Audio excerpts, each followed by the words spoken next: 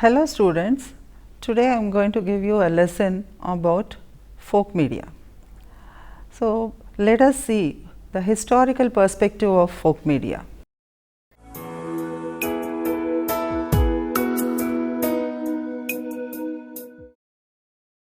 Folk media are cultural resources that accumulate indigenous knowledge, experiences, expressions passed on from generation to generation. These modes of communication are as old as man. It is indisputable fact that local or primitive communities had their traditional patterns of communication which were peculiar to their environment and also situations. The desire to exchange message or shared common ideas must have propelled our forefathers to introduce diverse media through which they could express different feelings and also communicate certain situations.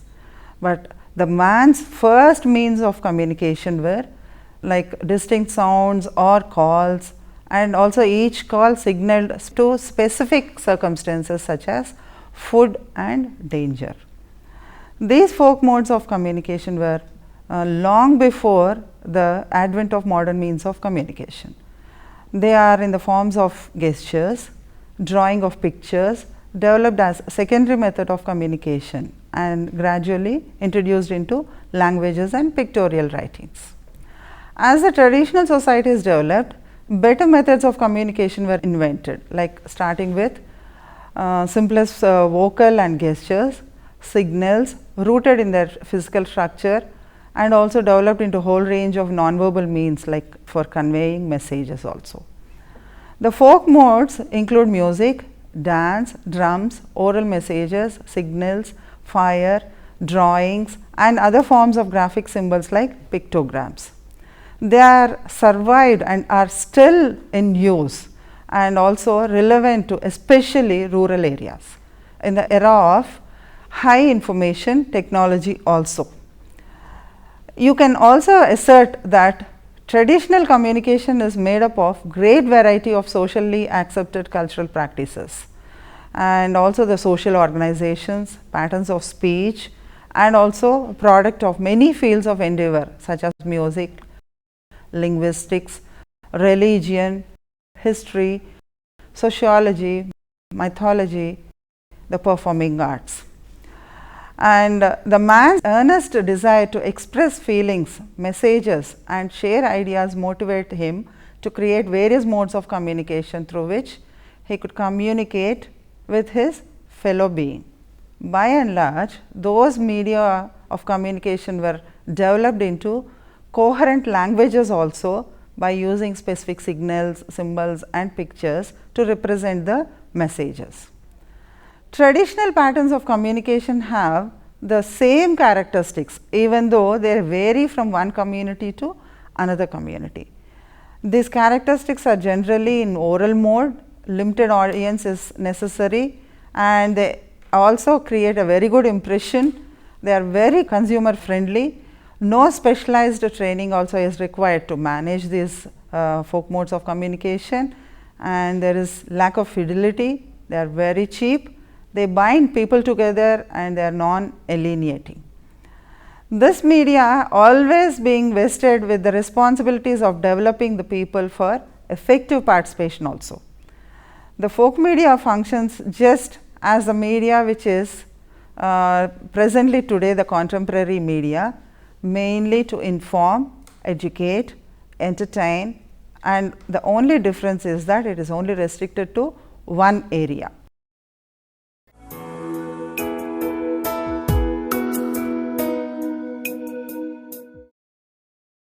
Coming to the characteristics and the types of traditional folk media, they are very much indigenous in nature, rural in origin, because they are involving the locally colloquial dialect and also made with the locally available material. They are being transmitted from generation to generation through oral means only. They do not have any source of confirming the authenticity of the folk art, and also they have no grammar.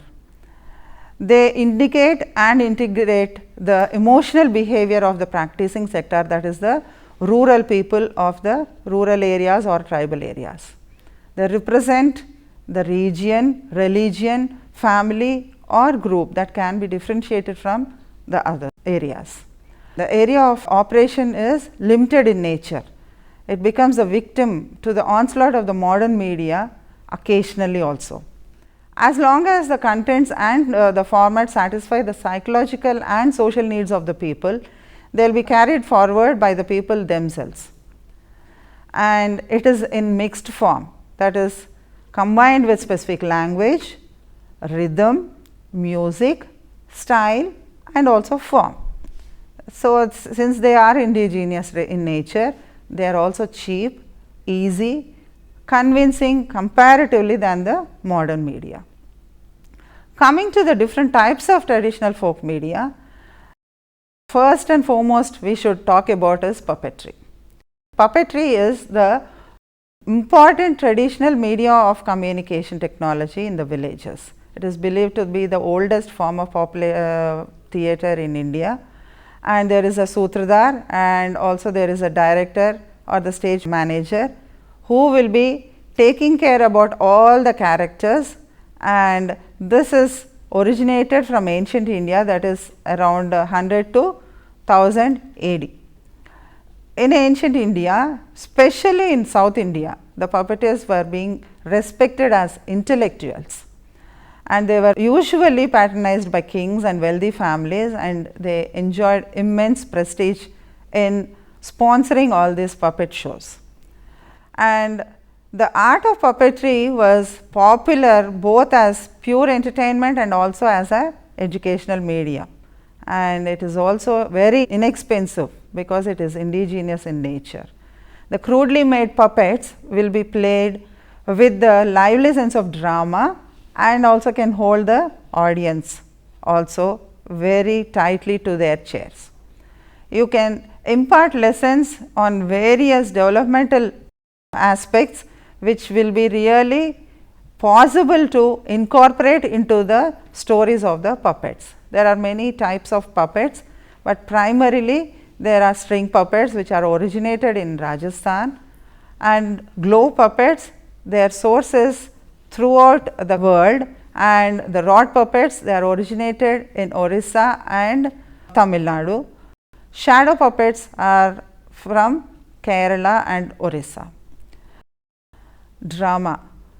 Drama is nothing but the theatrical performance around a theme, and some people they rehearse it, and also they will be providing entertainment, education and give some message to the folks who are just seeing it. Okay. The effectiveness of folk media or the folk drama varies from message to message. It can be a one act play where it depicts the village life, its problems and gives some solutions. They can be written and prepared with simple themes also. I will just give you some examples of different types of folk theatre forms. The first and foremost one is Tamasha. This is originated from Maharashtra, and there will be 6 to 8 male singers who will be supported with different tabla artists and also music performers. So, altogether they are called as song troupes, and the most important aspect is performance. The story part is the next element, and this story will be in the form of an agricultural dialogue or a song or a dance based on the stories derived from myths and also folklore. And next one is Nautanki. This is originated from Punjab, and this is very popular folk art form, and this is dramatic in nature, comprising with small units led by the Sutradhara or Ranga, who is none but the narrator. The music is of prime importance in this folk drama, and many musical instruments are also used like kettle drum or dholak, and just like in the opera, the dialogues are sung to the popular folk melodies. Next one comes the Kirtana or Harikatha. This is a religious folk theatre where it is concentrated drama or a monodrama, I should say, and this will be carried out by a gifted actor, and there will be a whole series of characters which will be narrated by this person.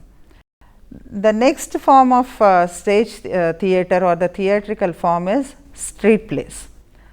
Here one narrates a story which is related to a particular theme, and these plays are not like theatre, but they attract a large number of people basically upon the streets. They also have some music built in by the way of folk songs adapted to the theme. The only material used in this form is a number of banners on which the slogans are written, and there is no costume, no properties or no scripts in this play. It is also called as nukkad play. And another folk art form is folk music. Music is passed on from races of people from generation to generation, and any music composed are on idioms, and that becomes the folk song. The villagers have a great fascination for their folk songs. We go closer to them if we participate with them and organize such functions during exhibitions, meetings, film shows, drama, etc. And also song competitions can also be arranged during these festivals. And under the music, besides the folk songs, we can also have some folk dances also, and these folk dances will be conducted specially during the harvest seasons and festivals also. In villages, they are helpful in collecting the people at one place to convey some information or message. I can give you some examples like Bhangra or Lambadi dance during the harvest festivals, and this reveal not only the individual talents of the people, but also the collective traditions of the particular area where it is being displayed. Folk dances are mainly grouped under three heads. First one is community folk dances, where in religious festivals, social occasions, Kisan Melas and other occasions will make use of these types of dances. Another one is preserved by hereditary or professional families, groups just like Kuchipudi and Bharatanatyam. This can be performed during the time of birth or betrothals or marriage ceremonies. And another type is tribal dances. These are rooted as they are expressive of their magical philosophies of life, that is something connected to rituals. So, this is about dance, and coming to the next type of folk art form is storytelling. This is the most popular form of folk art, which is really helpful in conveying the knowledge of the forefathers to the next generation and then next generation onwards.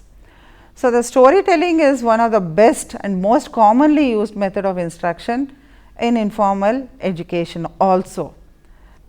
It is also useful in giving instruction about religious propagation, rural development, and also something connected to etiquettes, where they convey about the habits and how to behave in the society. All these things will be developed through storytelling. Another form of conveying the education to the audience is riddles.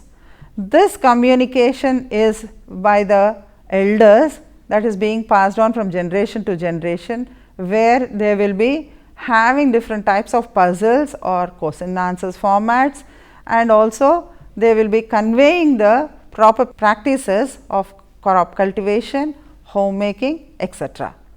I will just give you some riddles as an example, and you will be in a position to understand what they are. A creature walks on 4 legs in the morning, 2 legs in the afternoon and 3 legs in the evening. What is it? It is nothing but a man. He crawls on all 4 legs as a baby, walks on 2 feet as an adult, walks with a cane as an old man. What kind of room has no doors or windows? That is nothing but a mushroom, isn't it? So, you will have to try to understand what the question is and then try to imagine what the answer is through these riddles, and you get the information you can never forget in your future. So, that is how the message is being conveyed through the riddles. Next type is proverbs. These are also some type of communication through which the knowledge and the wisdom of the forefathers is conveyed to their next generations. They are very creative in nature, and the importance of information and idea also will be giving, almost like giving a meaning of the real message. Here are some examples for proverbs also. Blood is thicker than water. So, this is a proverb which mentions about the family relationship, which is more stronger than the other types of relationships in the society.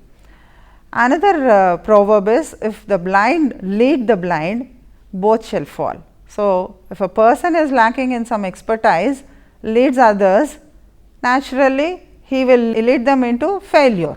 That is what is the meaning of it. So, the knowledge is concisely mentioned in these proverbs, so that they will be never forgotten and they will be memorized by the next generations and conveyed to their children also.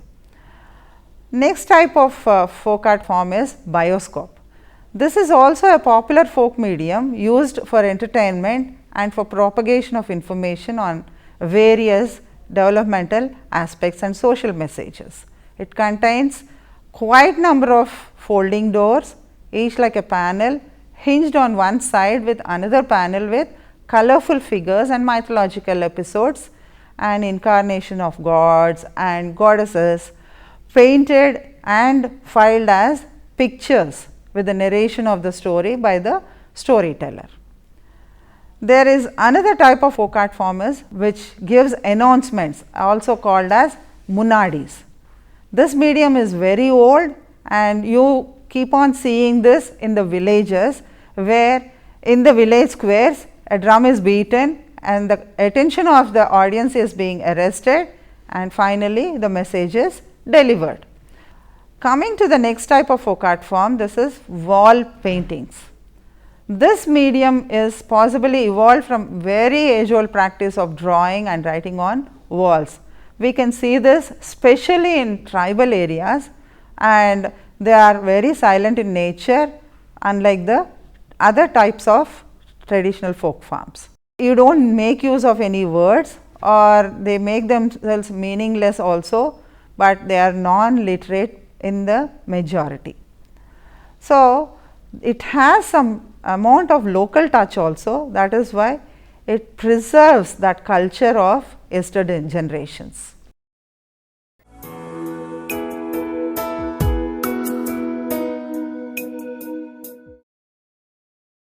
The advantages of folk media are, first thing is personal contact.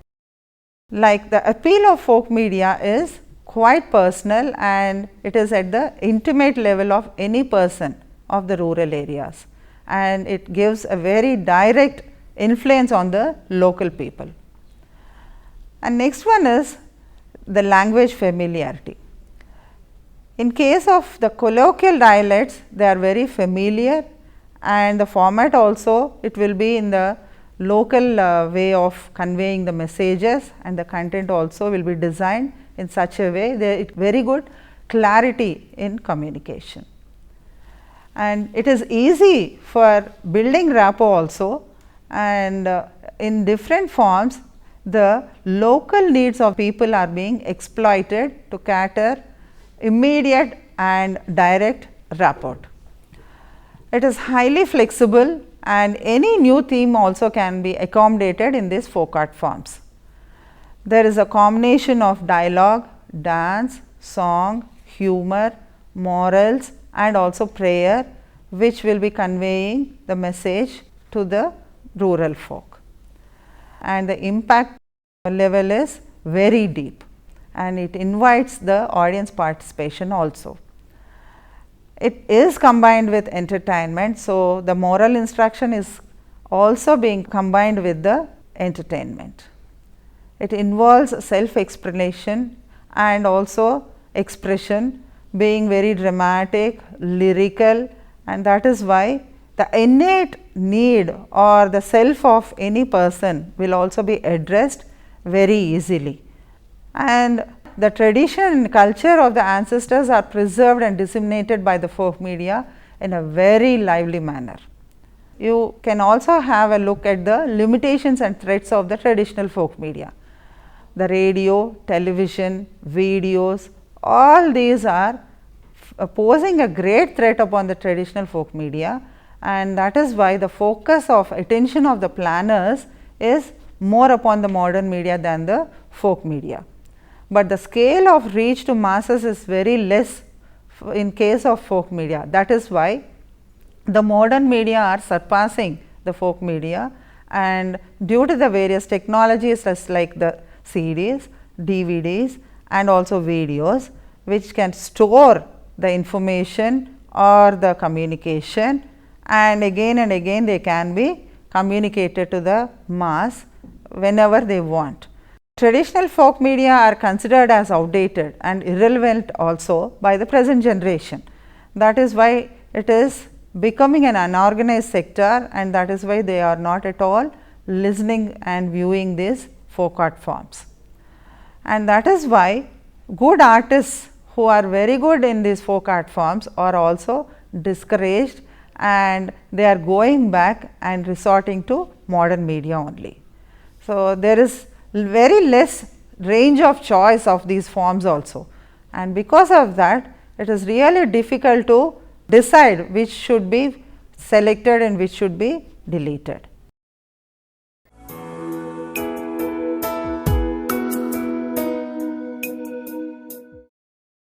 These folk art forms can be made use in the form of social communication, where you can communicate the speech by giving some face to face manner type of folk art forms, just like Harikatha, etc. The puppet theatre is fully integrated with the rituals and struggles, just like the popular India struggle for freedom. And another aspect we can make use of is in development communication. The development planners in the third world, they are always using mostly the folk media for conveying about the development programs that are being generated by the government.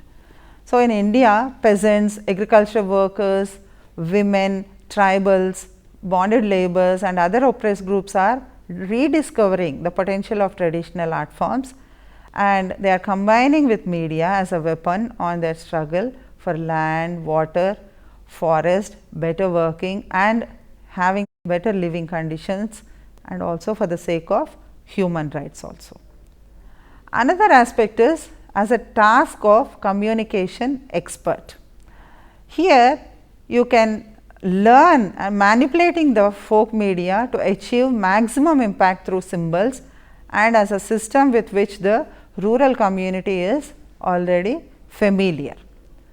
What happens is, once that level of understanding has been achieved, the villagers themselves will participate in devising the most effective medium from a wide range of folk media. In that way, when they come to modernize or nationalize the message for purposes of dissemination nationwide, they will concentrate on using symbols and images that make no sense to the folk in the villages. Local trees, animals, landscapes and weather will begin to play a major part in the way of messages that are echoed and delivered also. As a method of efficient communication, there are multimedia approaches, package plan, utilizing rural structures and village functionaries, and also we should use them for objective evaluation of strategy also. For an enhanced communication, the support of mass media channels would be 100% necessary. So, coming to the first one, multimedia approach, the glamour of the field covers different aspects of message and interacts with different sections of people simultaneously. So, together with folk media, documentary films, printed material, phased broadcasts and telecasts mutually support each other in the cause of effective motivational communication strategy. The benefits of multiple for each medium makes up for the deficiency of the other one also, and all together make the communication proficient and productive. The second suggestion is the package plan. Here an integrated time bound work program can be designed, which eliminates the time lags between the communication, extension and service also. The third suggestion is you have to utilize the rural structures and the village functionaries. So, motivation for action could be energized by the change agents only. These are none but the village functionaries and the extension agents. So, these are interpersonal communicators also. The very advantageous to look for such change agents in the rural situation itself is necessary to identify the motivators in the village teachers, priests, elders also. For example, the village postman is a potential change agent when motivated and harnessed for development. The service of the traditional folk artists will also be advantageous, and this will draw good result with the village based functionaries. And the fourth aspect is an objective evaluation of strategy. It is very useful to collect the information from local observers, experienced informants and the artists themselves. The feedback received helps us to see whether there is any need for change, and also general assessment will not make any difference. Therefore, folk media can efficiently be used even in the modern world. If we use folk media in the coming days, it will take more importance and be used by more number of people in the forthcoming days. Any doubts? Ma'am, in this modern media age, is it necessary to use folk media? Yes, definitely. Why? Because the folk media satisfies the innate need of any rural person, and also it has lots of self expression in it. And besides this, the 75% of the rural population reside in rural areas, and this folk art forms, they have no grammar, they have those colloquial dialects, and simultaneously the language is very familiar to those people, and it becomes make them more near to the people of rural areas. So, naturally what happens is, with a very good appeal, the traditional folk art forms can be conveyed in a better effective way to create a great impression. So, if we have any type of communication that is left through the modern media is nothing but folk art forms. So, through the folk art forms we can combine all the social problems, giving messages about the developmental activities and also governmental policies, which will be having a very great impact upon the rural masses. Any questions? Ma'am, is it possible to combine modern media with folk media? Certainly. Why? Because the formats of radio or television programs or any other video are more or less similar as the format of traditional folk media. It is only the difference in language and the different elements that are present, like talking to them and being lively, are same in the modern media also. That is why we can just combine both the media and give a very effective message or communication to the rural masses and other people also. So, with this we end the lesson of folk media. Thank you.